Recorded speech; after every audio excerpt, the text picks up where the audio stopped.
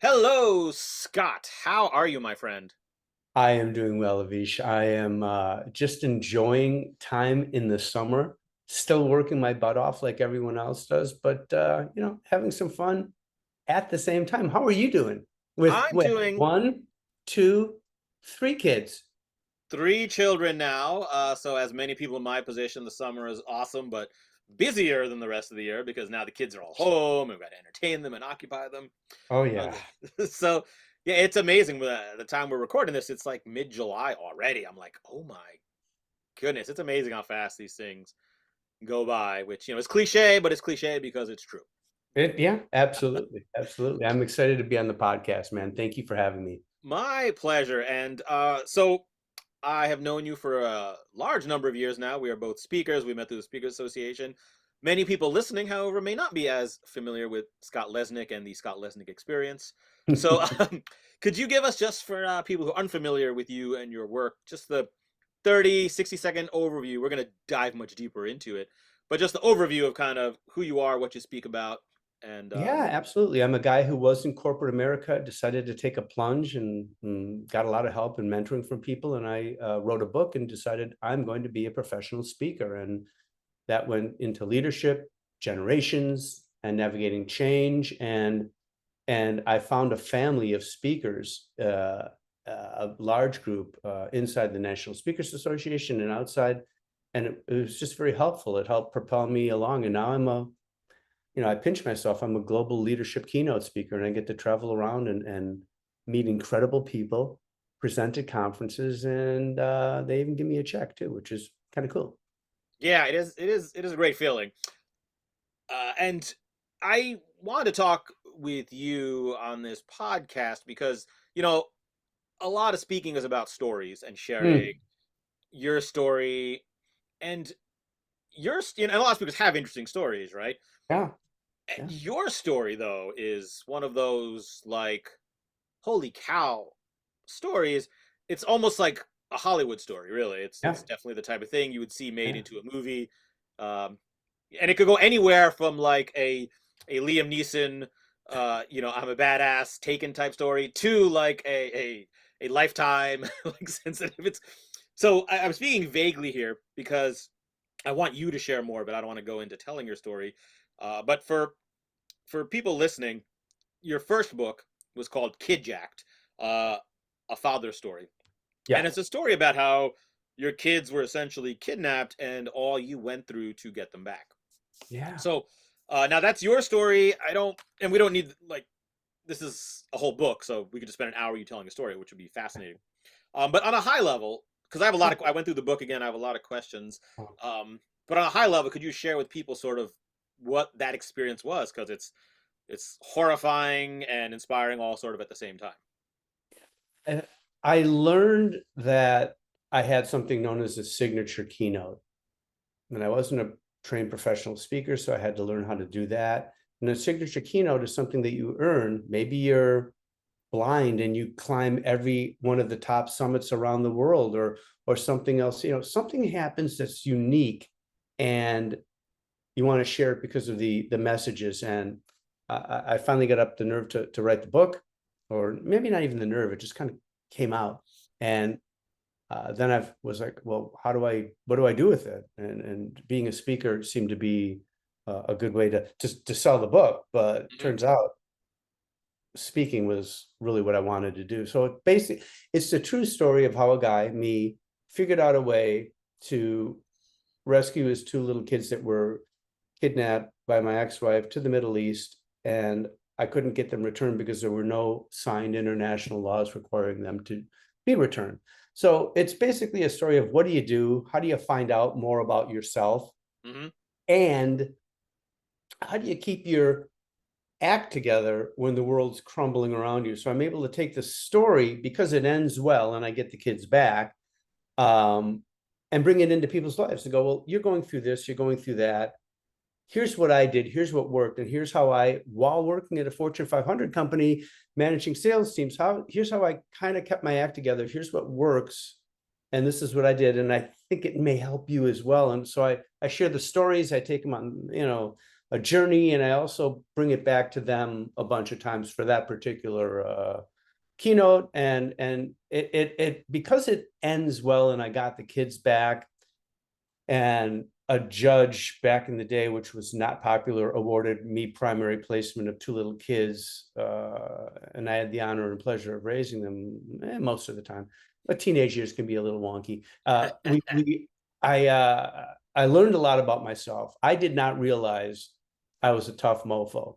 I just thought I was Scott, the easy, loving, you know, kind of guy. And then I found out there was this part of me that was much more focused and strong than I ever realized.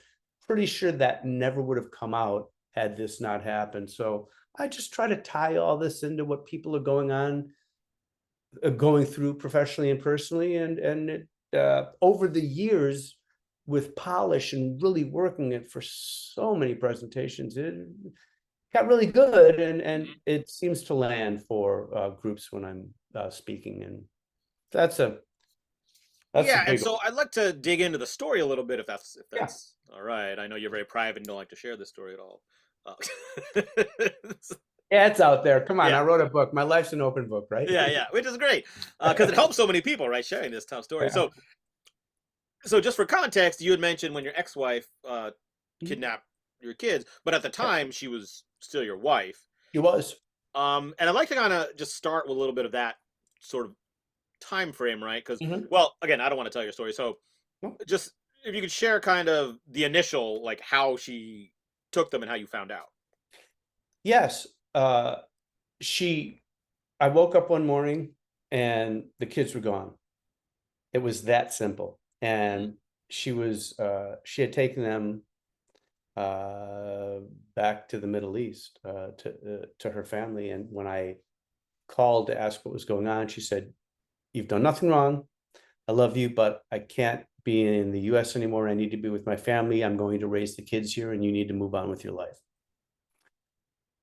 It took me a few seconds for that to register. I was initially shocked, but I had to unshock myself. And I said, "Yes, and you can't do that Mm-hmm. because we're married. These are our kids. So you need to come back home where you wanted to raise the kids so we can discuss this." And she refused. And that's when I realized I was in deep doo doo, as were my kids. And I had to have that moment after I hung up the phone on her, literally. It was a landline. And I hung it up, and I had to figure out, who am I? What am I going to do? You're screwed. And it's all about the kids. So it's really still, all about discovery and finding out what you're made of, under tremendous pressure. And so what I ended up doing, Avish, is it took me months and months and months. And then in football, if people are familiar with American football, there's that Hail Mary pass where you Yep. throw at the end of the quarter or the end of the game. And I came up with one way that might work, probably won't work, but it was the only thing I had. So I just went all in, as they say in poker, and wanted to see if I could make it work. And thankfully, surprisingly to me and many others, she said, "No, and don't do it. You could get hurt, injured, or worse." It worked.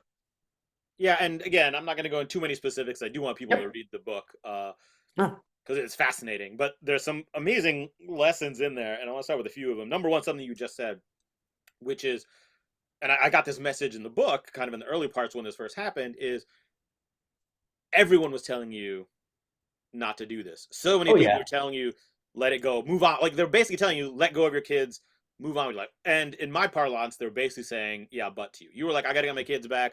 They're like, yeah, but Scott, there's nothing you can do. Yeah, but Scott, it's too Yep. dangerous. Yeah, but you just got to give up. How did how did you respond to that? Because it's like the pressure of so many people, intelligent people, people who are well Mhm. versed in this space, when you're not telling you, hitting you over and over again with a yes, but how did you persevere to say yes and in those circumstances? I heard what people were saying, and I listened to them. And every time they said something. I realized that they were sharing with me their vision of what was going on, but my vision was different. The movie that they were playing inside of their head. So I would say things like, yes, and I understand what you're saying. However, uh, I am 100% focused and committed to this, and I'm going to figure out a way to get the kids back, or I'm going to die trying. And once I said that to people, they were like, whoa. I'm like, look, I have two choices: leave them or try to figure out a way to get them back. I'm going to get them back. I appreciate you caring, but I understood back then that people were afraid in their own way. They Mm-hmm. were bringing it on themselves, what they would do. Um, and so flash forward for a second. When I first wanted to be a speaker, I was in this thing called the Speaker Academy, and a friend of mine, a mentor of mine, who's now a Hall of Fame speaker, was listening to me share my story. And he said, Scotty, do you realize who you are? I said, I'm Scott. He goes, you're the never give up guy, which became kind of Yeah. this logo and part of what's on my website now. He goes, people would have given up. There's so many people could not have, you never gave up. I said, well, I don't know if it was stubborn or determination or a combination of that and the fact that I was really, really not happy that my kids had been taken. So Yeah. I was just determined. I didn't know what the outcome was going to be, but I was going to see it through. So I want to kind of take a little side note here and Mm-hmm. kind of come back to some other things about Yeah. the story I want to talk about. So, you talk about the never give up guy, and I know you talk a lot about leadership and how to respond to change and how different generations can work together. And I want to find out how you make these connections both for your audience and the listeners, because I would I'm also very passive and like, I just let things slide off. I don't argue Yep. if I get the wrong thing or someone like wrongs me if it's a I'm like, and so I feel like if someone took my kids, I would be much more likely to enter that mental space of I'm going to get this or die trying. But when it comes Yep. to how do I lead my team more effectively, how do I respond to change, how do I achieve Mm-hmm. this goal in my life, like the leverage is not as strong. So how do you make that connection for your audience who's like, yeah, okay, of course, if my kids were in trouble, I'd do anything, but you want me to go deal with Sheila, the annoying account rep who annoys me, and I don't want to be a good team member to them. Like, how do you bridge that gap for them? Well, first of all, I think we need to sit down and have a one-on-one with Sheila because she's just a pain in the, anyway. So what I do is beforehand, obviously, I meet with the meeting planners and we learn more about the conference once I've been hired. And, they want me to speak on this or generations or change. And I take the stories that I have and other stories about other people that are really cool. And I share them, but I make it all about the audience, all about the participants that are there. What's going on in their life professionally? What's going on in their life personally? And they, by then, the people who are in charge of events, conferences, or corporate things have gone, this is what we're facing right now. This is what we're going through. We're going through retention issues and attracting new candidates. We're going through communication issues. We're going through massive amounts of change. Or we just want people to be really inspired and motivated. So could you do the kid story? I'm like, absolutely. And one of the things I say in it that I learned made a connection with people is I share with them early on. I go, look, I realize that you've probably, and I use that, kind of almost as a humor line, never had your kids kidnapped and taken to a Middle Eastern country. So I'm acknowledging that. Yeah. And then I go, but I'm sure there's things that have happened to you that have made you feel the same way. And then I go through things that people go through, the loss of a loved one, a relationship that was great, but isn't, good job, not there anymore, all these different things. And early on, I saw people nodding their heads and it was starting to connect. So I'm able to take that and then share ways that I reduce stress, which everybody needs in their job. And I go, okay, well, this is a National Credit Union conference, but you're also stressed between membership and this and legal. There's a lot going on. Here's what I did to also reduce my stress. And I share those things, which is universal. Mm-hmm. Uh, and basically, I'm reminding people of what they already know, but don't practice or do. or I'm just giving them a ginormous amount of actionable takeaways that they need for their event based on the conversation I had with the meeting planner. So I add those in. I have spots in my presentations where I just weave them in, and they appear to be seamless, and they thankfully most of the time they land. Mm-hmm.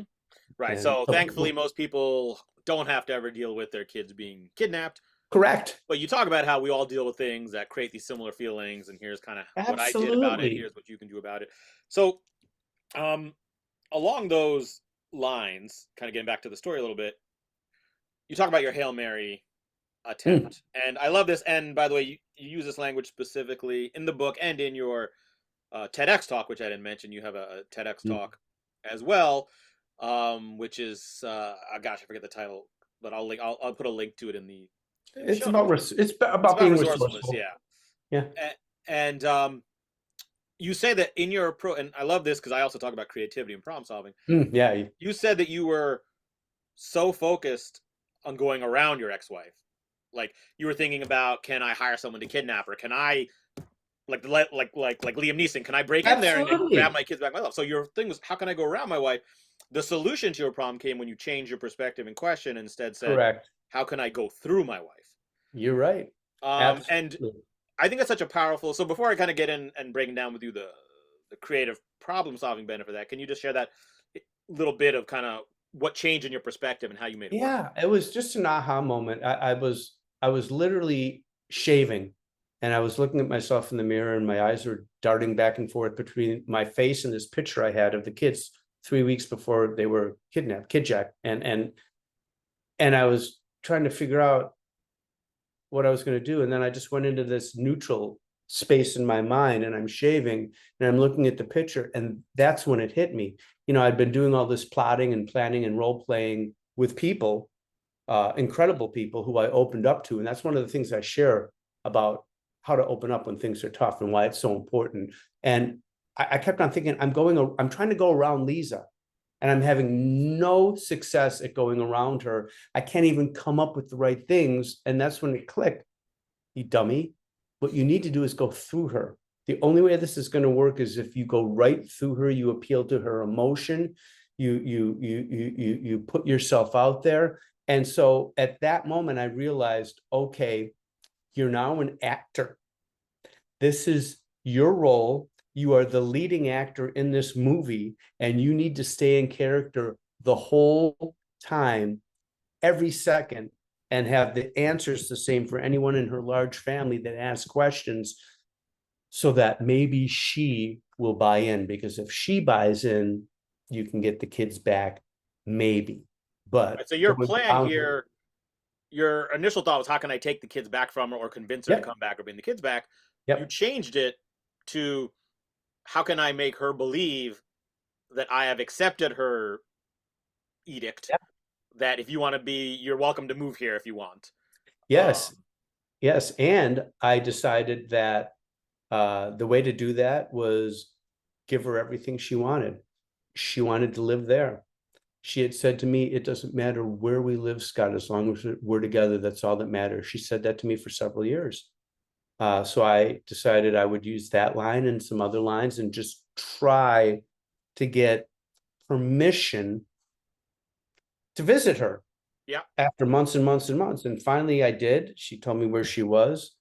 I flew over there, and my goal was, in less than a week, I was going to figure out a way to get the kids on an airplane. I had hired a really great family law attorney, Julie, and we had everything set. She was not pleased with the decision I made to fly over there because she couldn't protect me. And I was like, Yeah. well, So going around her wasn't working, going through her and appealing to emotion and yes to everything she said was good. There were a couple of major hiccups once I got there, but I was somehow able to work my way through them, where every second I thought, yeah, this isn't going to end well.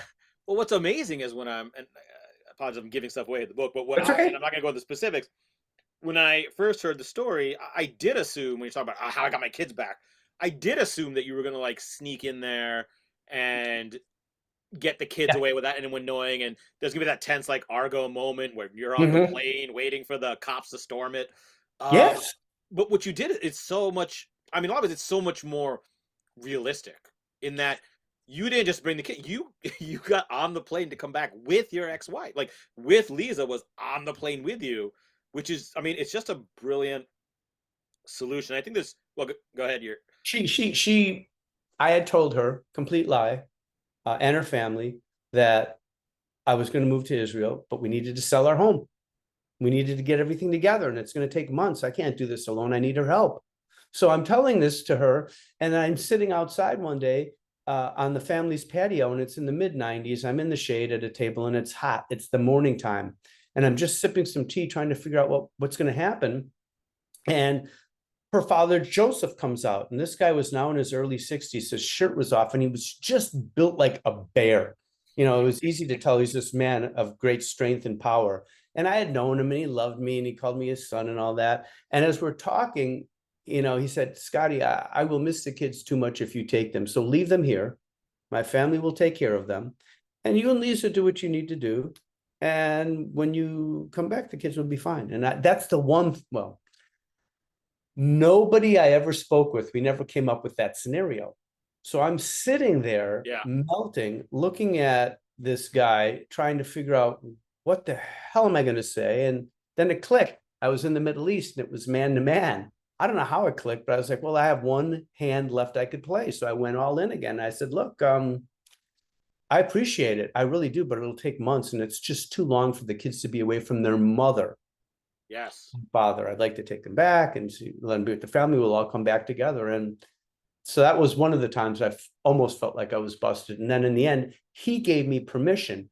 And I wanted to go, are you effing kidding me? I need permission to take my kid. But I didn't. I don't know how I did it.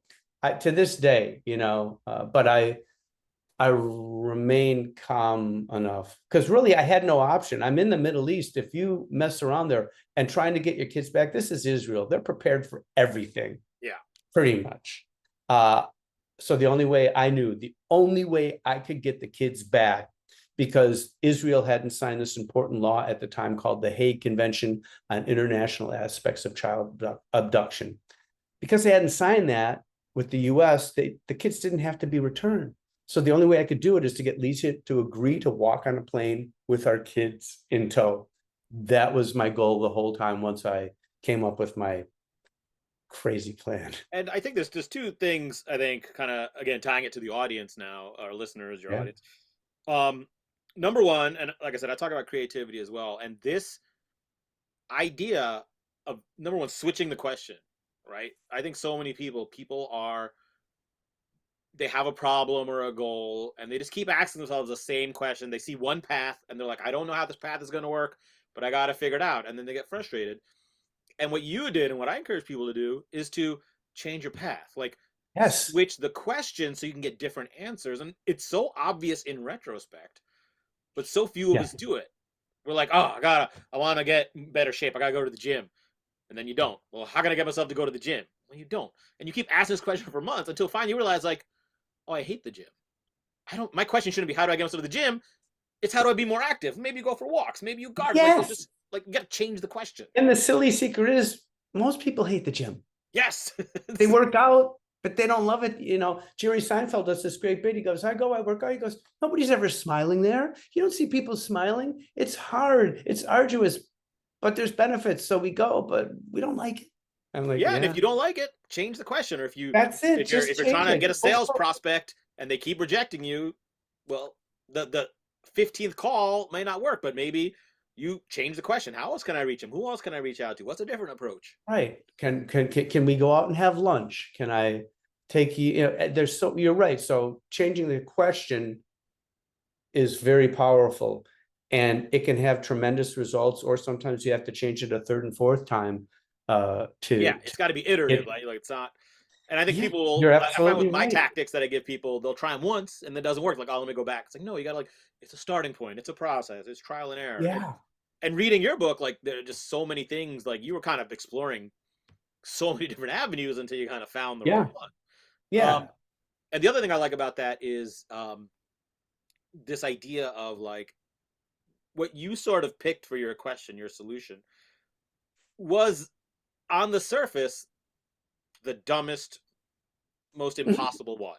Oh, This absolutely. person had taken your kids, had told you under no circumstances am I coming back. You had been arguing with her for months on the phone, Yep. and you change his tactic to be like, how can I convince her it's in her best interest to come back?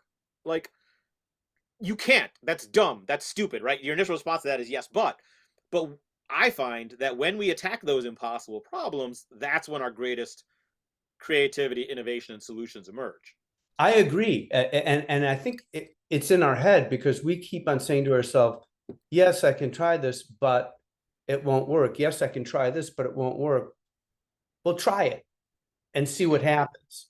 And then let the answer or solution be what you have instead of already thinking and second guessing. And we do that at work all the time. We do that with with sales, with employees, with all these things. So looking at it from multiple perspectives and multiple angles, that's part of what the TED Talk is about. That's what the keynote is about. These all these different perspectives, and I had to look at different perspectives. I didn't even know it at the time. I do now, and you pointed it out, but I had to do that in order to come up with something that would resonate with the person who really held the key to our kids coming home. Yeah, and I think that the thing about resonating with the other person, this is the second kind of takeaway from this for me, was from like a leadership slash communication influence standpoint. You got what you wanted Mhm. by essentially yes anding your ex-wife. Yes. Like, and so many people, and this is how you started, is how we all start, by Yeah. demanding, by ordering, by saying, this is what I want. And once you put that aside, and we'll get into the kind of emotional ego difficulties of doing this, but once you were able to just say, this is what you want, yes, let me help you get what you want. Now, you did it through the lens of deception, Mhm. understandably, Yep. but in the real world, or not that your world's not real, but in like the work world, in the day-to-day world that we all have, uh, if we do that as leaders or as team members or Yeah. salespeople, we stop worrying about our demands and what we want. Then say, let me say yes to what you want, and it's amazing how you Yes. can then align that with what you want. Absolutely. And that's one of the things I speak about, runs parallel to what you just said, is I share how doing something that was incredibly difficult at that time, which was opening up to others Mm-hmm. and and really sharing information, ideas, and knowledge when I really didn't want to. It was a private matter. I was ashamed. I was embarrassed, but I forced myself to do that. And not only did that help me in my quest, but it also made me a better manager in corporate because what I became better at is something I call shut up and listen. And Yes. and listening to my staff and not having any agenda and really listening to what they wanted made not only made me a better manager, but it helped me support them, which is completely my role. How can I help you? How can I make it easier for you? How can I support you? Well, the big thing was to have conversations, to open up and to listen. And that's what I did. And that works in business as well. And it helps with productivity, it helps with retention, it helps with so many struggles that we have at work, which is tough every day. So there are a lot of lessons from this that I didn't know pertain to me and to the workplace that completely do. And I was like, I'll be darned. And so correct me if I'm wrong, but my theory is that when you're listening, when you're shut up and listening, when you're yes anding, you don't even need to contribute that much. And the other Correct. person, and so thinking back to your conversations with Lisa when I'm assuming, and correct me if I'm wrong here, that you didn't have to talk at great length to convince her, that you just asked her what she wanted and let her talk and talk, and you pretty like be like, yeah, I agree with you.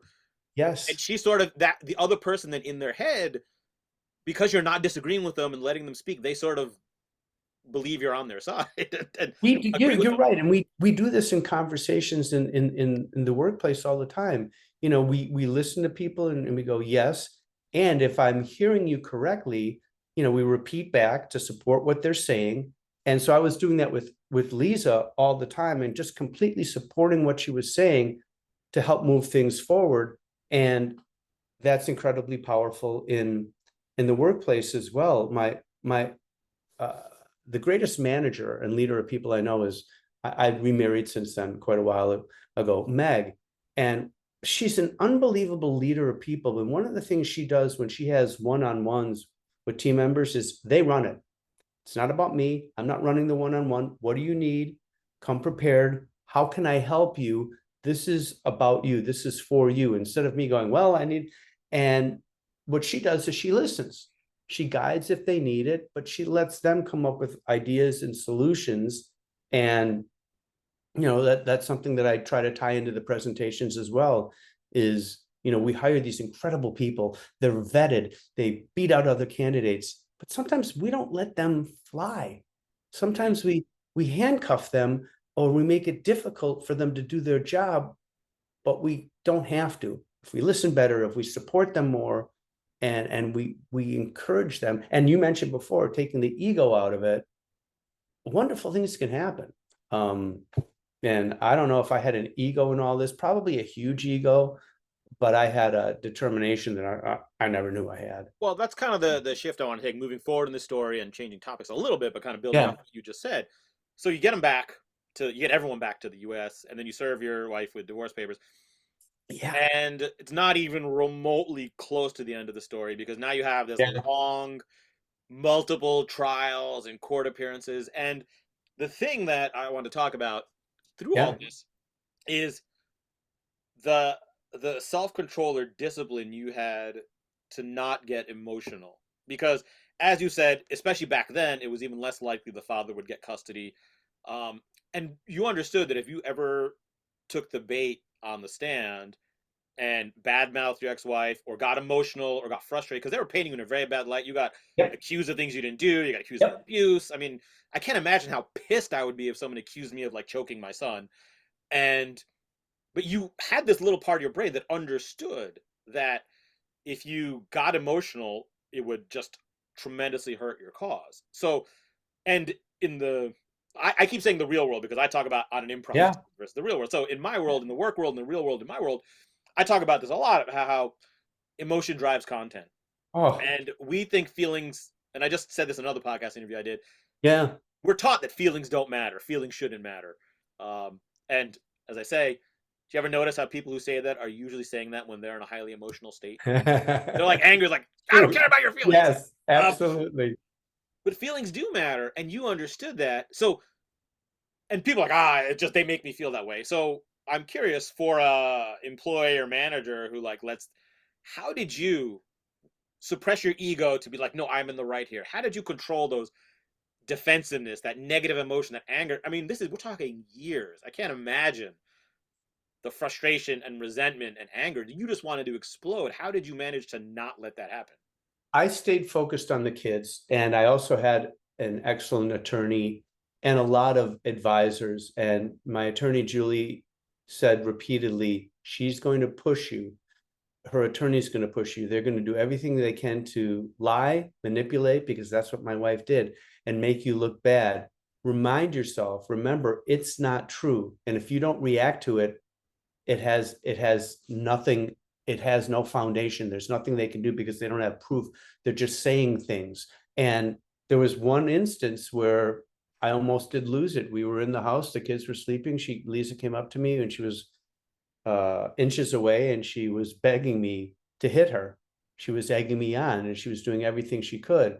And I remember having my right, I'm a righty, fist down by my side, and my hand, and I put it into a fist.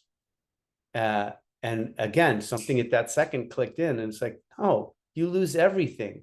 Yeah, It a was like, moment. for her, it was her Hail Mary. She was trying to figure out what she could do. So sometimes in work, you have to step back and ask yourself, we're here and we need to get to here, and it ain't happening. What are we going to do? All right, well, step back, maybe even give it a day, or talk to others that have been in similar situations, because they give you such fresh perspectives on how to look at your particular issue and problem that you may not have come up with. but some of us don't want to because of ego, or I've got this and this and that. Yeah. I'm the opposite. If I can call Avish and I've got or somebody and I have a question about something, it makes it better. It makes me stronger because I've only got one mind. I'm only, okay, but I can be much better Hmm.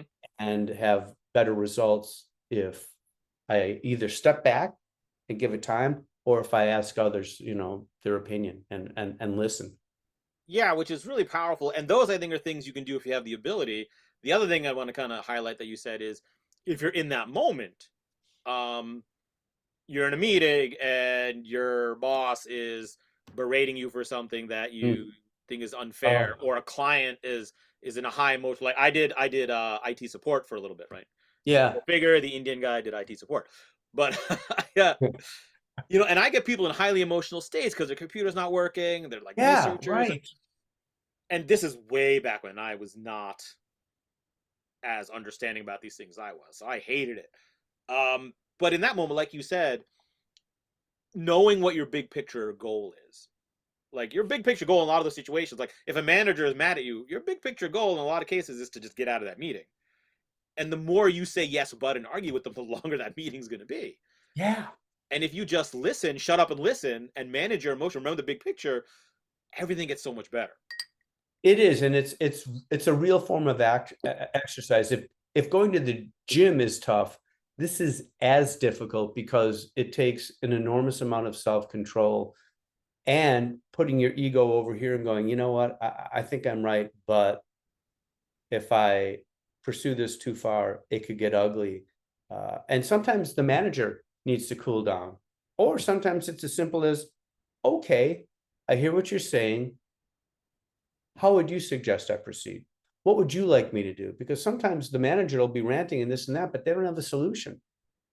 Yeah, Once you put it back that's on them, then people can kind of go, yeah, that's a good point. Because I've been trying to do this and that. What do you suggest? Put it back on them. And then, you don't sit there with the smug this and that, but internally you're going, ha. yeah, exactly. It's again but that's such an important piece there, right? It's a lot of people who do that as like a gotcha. Like, all right, what do you suggest? And when they can't think of anything, like, see, No. it's suppressing that and just being in the moment, Yep. thinking the big And less picture. emotion. Yeah. I'm an emotional guy, but I've also learned when to use it and when not to. So that'd be a perfect example to go, well, it's like put yourself at their mercy. Yeah, I hear you. What do you suggest? But internally you're going, all right, let's see what you got.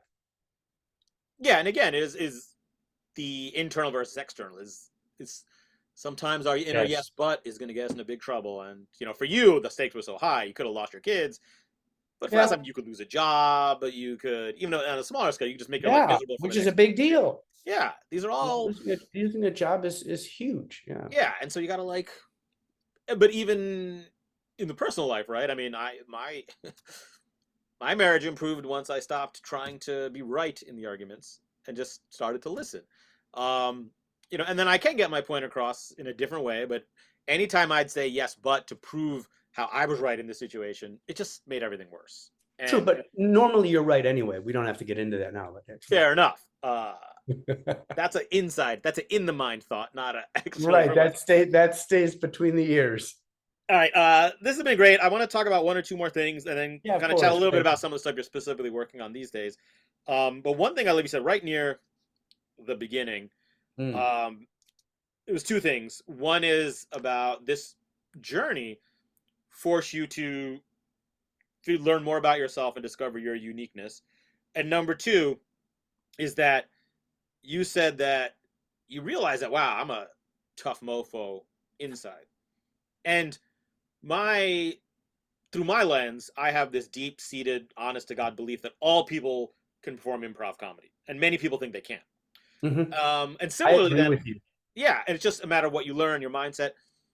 And I also believe that all people deep down have a tough mofo inside of them, Yeah. and it just needs to come out at the right times, not for everything. Like you don't always need to be hard ass, but how do you recommend people sort of tap into that without going through the Yeah. journey you went through? It's really semi-simple when it comes to improv or finding the tough mofo inside of you.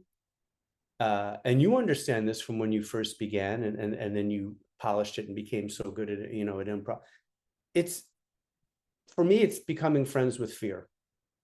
Hmm. Once you can take fear, which is I'm going to go out and try to do improv and there's this fear, there's these voices inside of you. And it was the same with other things I've done in my life, professionally or with the kids. I had to literally say to myself, okay, human beings need fear because fear lets us know, from a caveman perspective, oh, there's a saber-toothed tiger, or watch out here, or buckle up, and all. So we understand that fear is important, but I started to not let it override me. So I made this deal with fear. I said, look, I understand the importance of you, but I'd like you to be over here in my life. And if I need you, I'll call you. Or if something huge, giant is happening, step in. Otherwise, go over here so I can live my life. Let me live my life without so much fear. Let me get up there and try to become a professional speaker, the thing that most people never want to do, become a comedian, become an improv. People don't want to do that because it's fearful. So Hmm. we get beyond the fear. And for me, it was just going, hey, I know you're there, but stay over here so I can actually try to make this happen. And, I fail, I fall, I get back up, whatever, but fear isn't as prevalent. And once I did that, it allowed me to just go for stuff. And that made sense, and go, if it works, great. If not, next up, or try again. I love that. It is so simple. Maybe not easy for a lot of people, but it's a simple idea. You don't need a complex process to do this. Just what are you afraid of? How can you minimize that? How can you address it? How can you become friends with it? So you can start doing all these things that, frankly, like tapping into your potential, right? We have a When lot you of were untapped new, potential. when you were new at improv, wasn't there this fear? I know there's this fear that can still drive you, that gets you up there and makes you really good. But weren't you in the beginning like fearful? A little bit, but I think that's why I resonate so much with improv. For me, you said be friends with fear. The first time I saw improv, I was just like, that just looks like fun. I So know. there was no fear because there was no pressure. It was just something fun to do. Now there have been other things in my life where, like certain. I remember when I was first speaking, even though I was Mm. used to being in front of people, I did like a Rotary Club presentation. It was only Oh yeah. 15 minutes, and I think I was very afraid of the timing for some reason and making sure I didn't miss anything. And so, like, I didn't have fear of public speaking, but for some reason I was stressed out. I remember practicing this gig, this 15-minute speech, over and over and over because I was so nervous about it. Um, and now, like you said, like I've done it. You get in front of 1,000 people. It's whatever. It's excitement. Like the nerves become excitement. So yeah, it's Oh, definitely absolutely. a thing.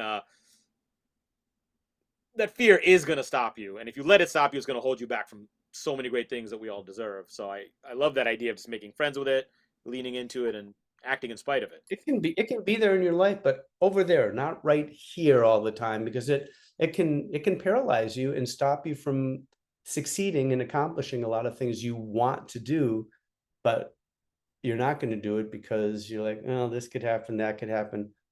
Yes, but this could happen and this could happen, which is what you want. So Yeah, go for and that's where I talk about having a yes and mindset and yes and it. emotions. And I think one of the easiest ways to know that fear is dictating your actions is it a yes but voice? Is there a part of you saying I should do this? Yeah. Yeah, but, and it's almost this like red flag that, oh, okay, you're hearing that yes but voice, it's a yes but feeling. Yeah. Chances are that's a fear-based response, right? Because that's where a lot of True. yes but comes from. I agree. All right, so this is fascinating. And this story was years and years ago, and you wrote the Mhm. book. Yeah. And for anyone reading who does go to read the book, it's called Kid Jacked, A Father's Story.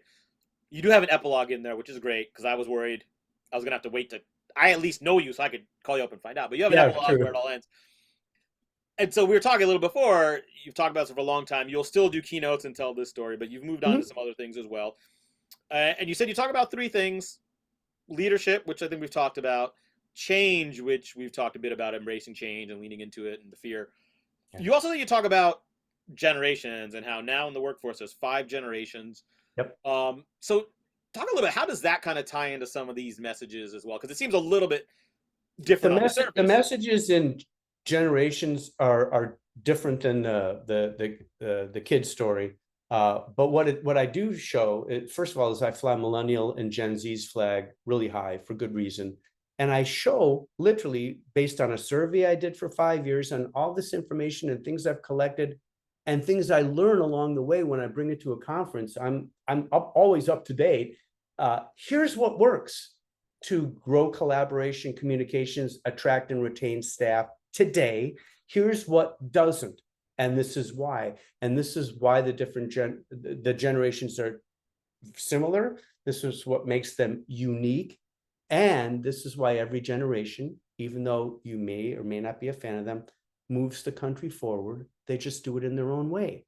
And I, share stories, we have fun, and I give them a lot of information that allows them to not only take it back to work, but think about what their mindset is like when it comes to a boomer or a millennial or Gen X. Or, by the way, I will tell you that when I'm doing this all the time, or 99 times out of 100, Gen Xers get a pass. I'll be talking, I'll go, so give me any issues with boomers? No. Issues with millennials? Yeah, Gen Z. How about Gen X? Crickets. I'm like, seriously?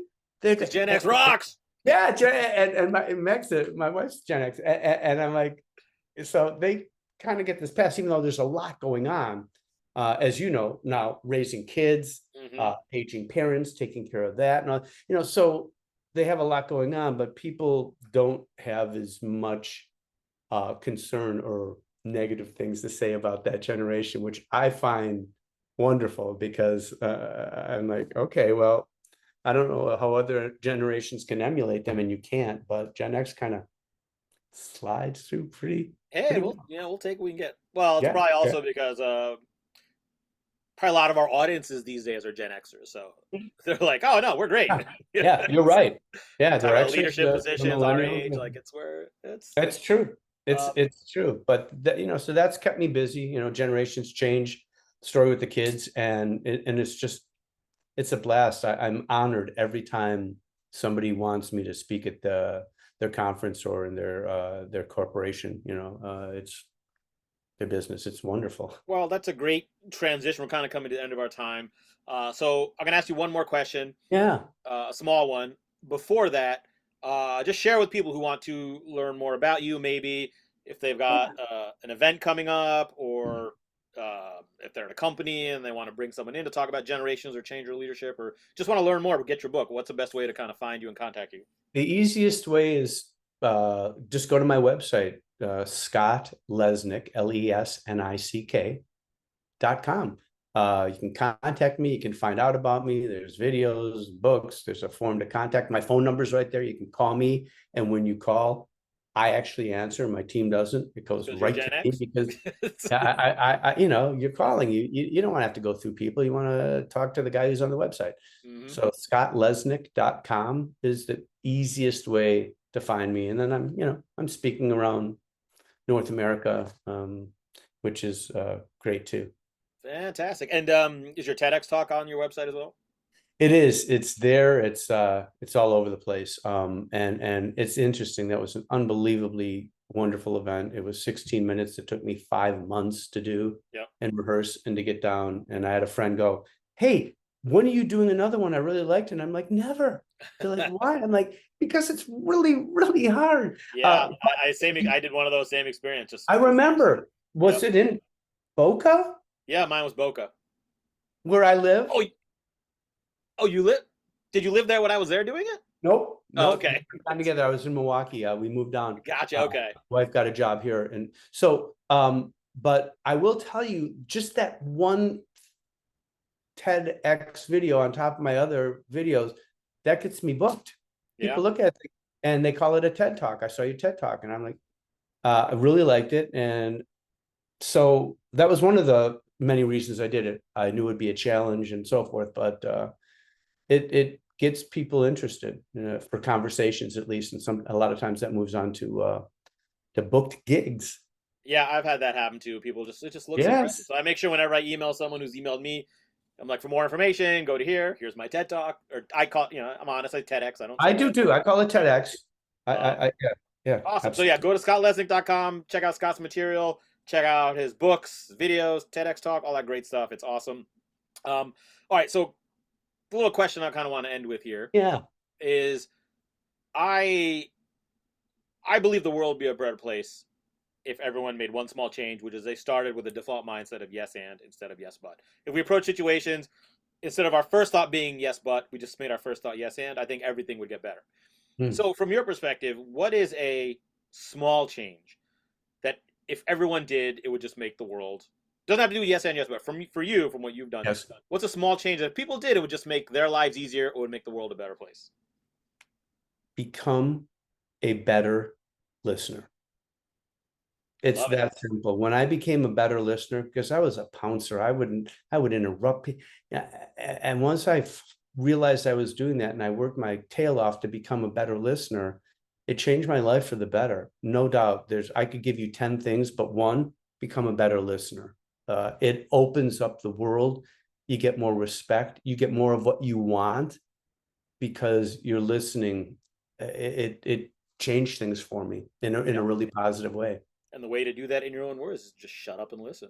Yes, sir. I That's it, love it. Avish. You Well, got that it. is fantastic. Thank you, Scott. Really appreciate it. I'd love to get you back on here at some point too. We can talk more My about some of this great pleasure. stuff. This is And great. I wish you the best of success, Avish. absolutely. Thank you Thank everyone for you. listening, and be sure to tune in next week.